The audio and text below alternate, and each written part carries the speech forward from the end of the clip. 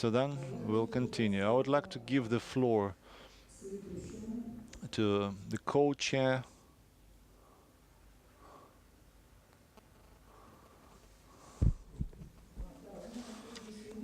I have a coach here, Anton, who's here in the front row. See how many people have joined us here in the Presidium, and I will start with a short presentation about the statistics and to tell you about what's going on in the world of the new domain names.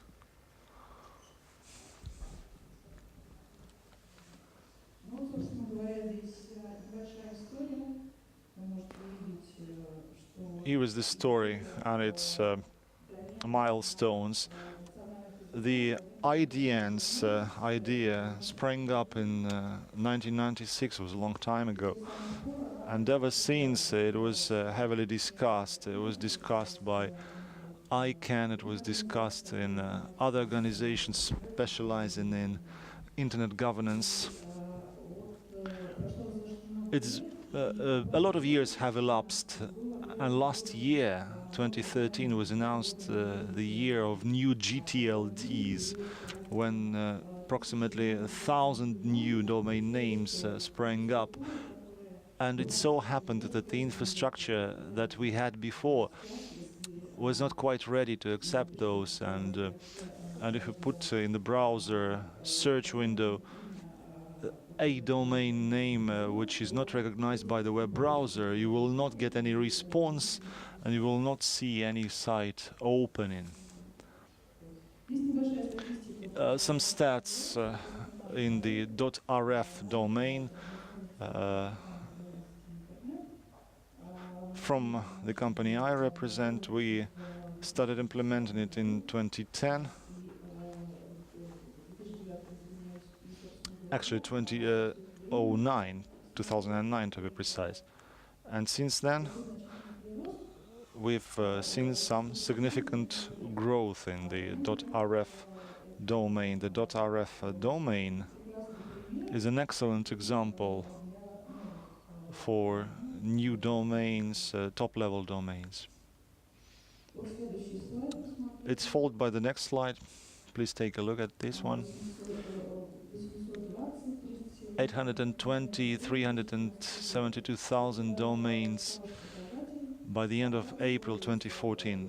Good number. The .rf, the Cyrillic domain names, are mainly used for advertising purposes. If you've been to St. Pete and Moscow, there have been a lot of trucks with ads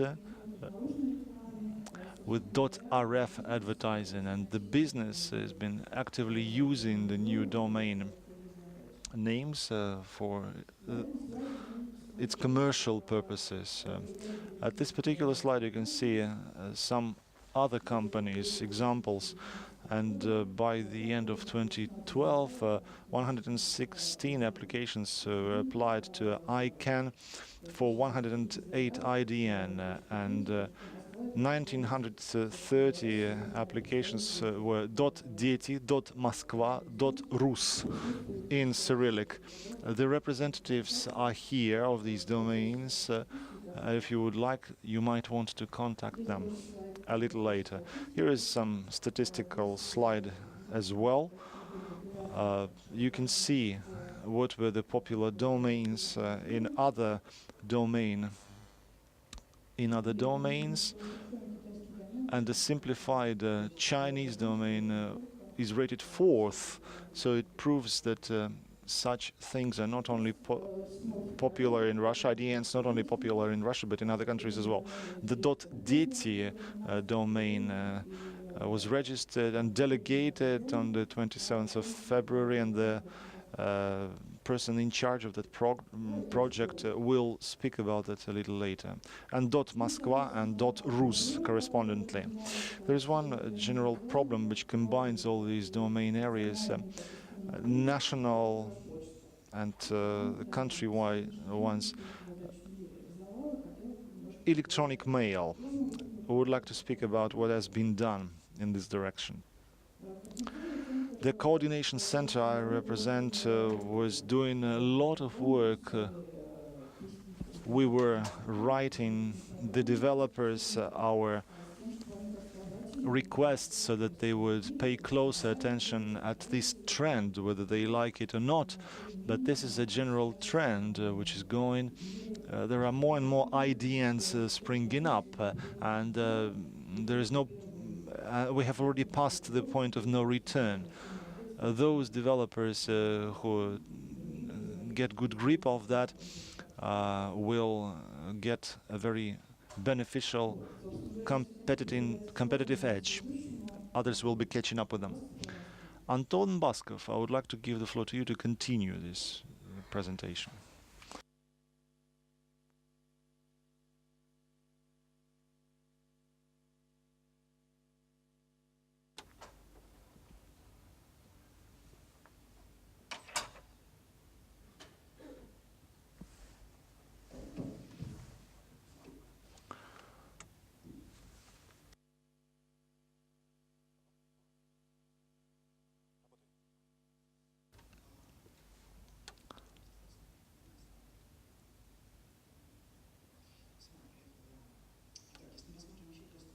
If we take a look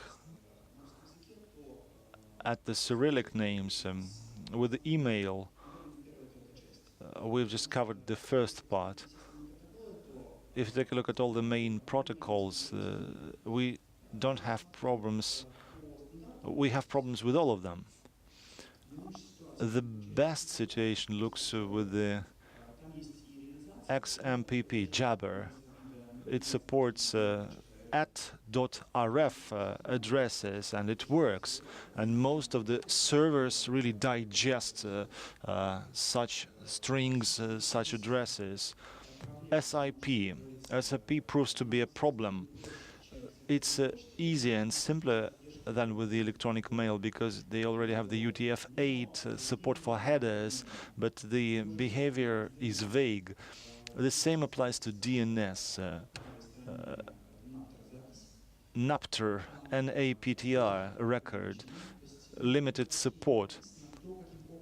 It does not stipulate exactly how the transformation will occur, conducted by the application, because there are different ways to make the transformation and convert the DNEA and URL encoding, mapping. It's not been done properly. No one has been involved in improving this. The state-of-the-art formats, however, take into account such things, take into account the IDNs. For instance, Dane. With Dane, there is support provided, and they have taken into account the Cyrillic support, the Chinese support. Mail. After experimenting for a long time with RFCs, the finalized RFCs have come up. With the exception of ASCIIs, they appeared in the late 2012, early 2013. You can easily check whether the mail server supports the email functionality not only on UTF-8. When it addresses the support of UTF-8. Officially, no one has ever announced about the support of the new protocol, but Vasily Talmatov will speak about its functions more in detail.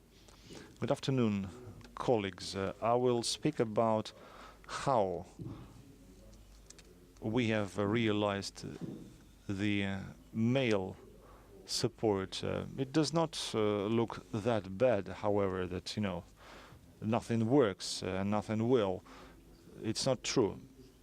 IDN mail service will be provided by the end of this summer, in actual fact. And while we were doing it, we figured out a few good things and bad things. There are good things. Anton said that none of the servers recognizes the SMTP UTF-8, but the well-known mail servers already support it, so they don't need any updates. You just need to slightly adjust it, and it will support this function. The second good news, IMAP servers look approximately the same. It's quite nicely digested. I mean, UTF-8 as login is quite nicely digested for that server, and they don't need to redesign it. The third good news is that most of the mail clients that are connected, IMAP connected, can actually log in by using UTF-8, and you don't need anything extra here. So today we have been able to build a closed loop system which supports IDN mail. It stores it, it sends it over IMAP, and it has a web interface without radical changes or without radical expenditures. And we didn't have to design it from scratch. SMTP UTF-8 is supported. It is supported by IDN, and the mail works properly. This mail system, even if there are hundreds of such servers, is still a closed loop system. It's just like a nice cozy corner of the internet which is not connected to the external environment. We therefore wanted to understand how it would communicate with the other parts of the internet. There were a few capabilities by proxying or by re-encoding. We did it, for example, if we send this mail to the servers which would not digest IDN mail, we convert it to the standard code which has been approved by the servers, and all the mail will be accepted by those servers. The only inconvenience is that the recipient of the mail will not be able to read this code, and it would be kind of difficult to understand the sender. It was good news, but there was more bad news, because according to our experience, we know that most of the mail software and the web interfaces by different mail services do not support this code. We made a Thunderbird plugin, however. In actual fact, the task is simple. We just need to re-encode it once again on the output so that they would see the IDN symbols. For